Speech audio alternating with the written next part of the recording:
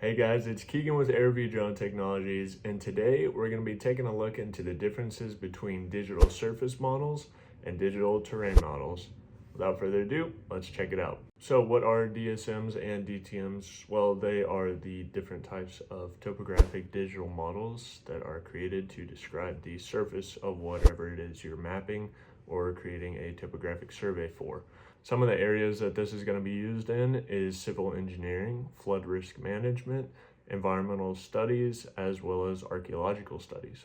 All right, now let's dive into the details of the two different types of models and see what the differences are.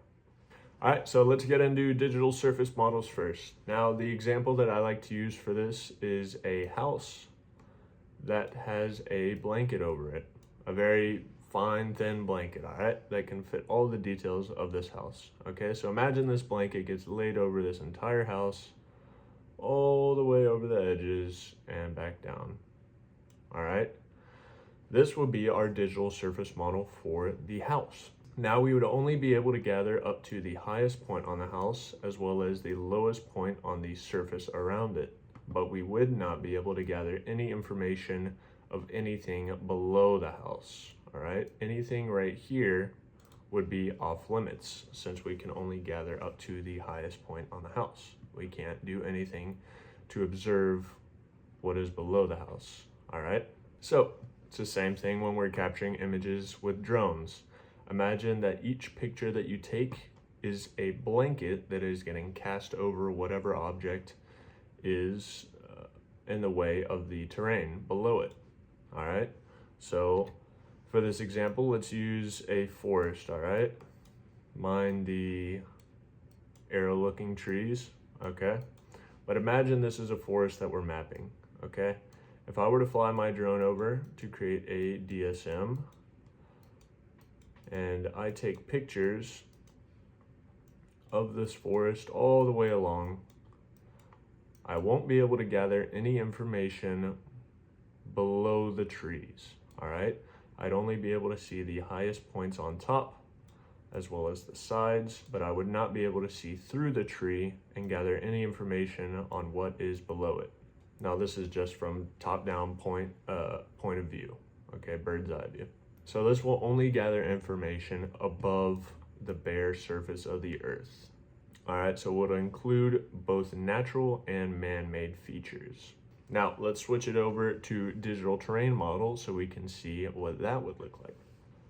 All right, so now let's get into digital terrain models. For this example, we're going to use the same one that we just used with the house, but instead of creating our surface blanket model this time, we're going to only be interested in what is beneath the house. All right, digital terrain models will gather the information that is below a feature, human-made or natural-made, whatever it may be, to gather the bare earth surface of the area.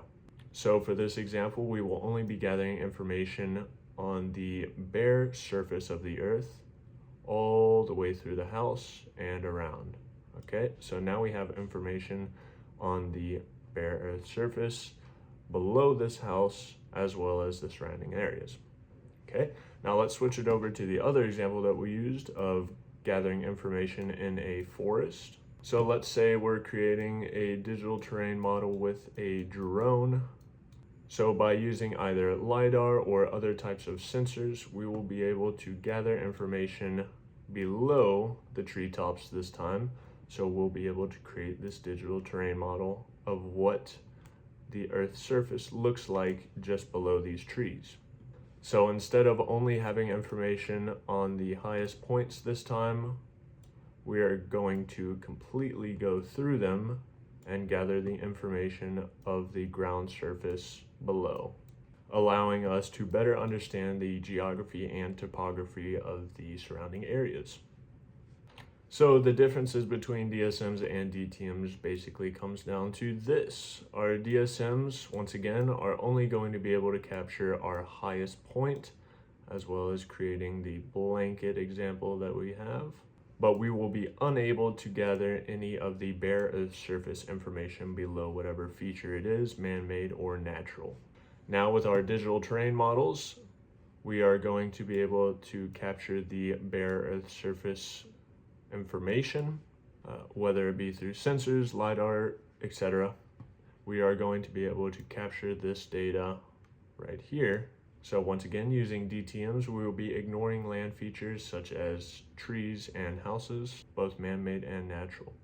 So guys, thank you for sticking around towards the end of the video. I really do appreciate it. Feel free to leave a comment in the comment section below for any future video ideas or any questions you may have about what we just discussed, as well as feel free to leave a like and consider following, since this is a weekly series that we will be keeping up. Once again, thank you guys, and I'll see y'all in next week's video.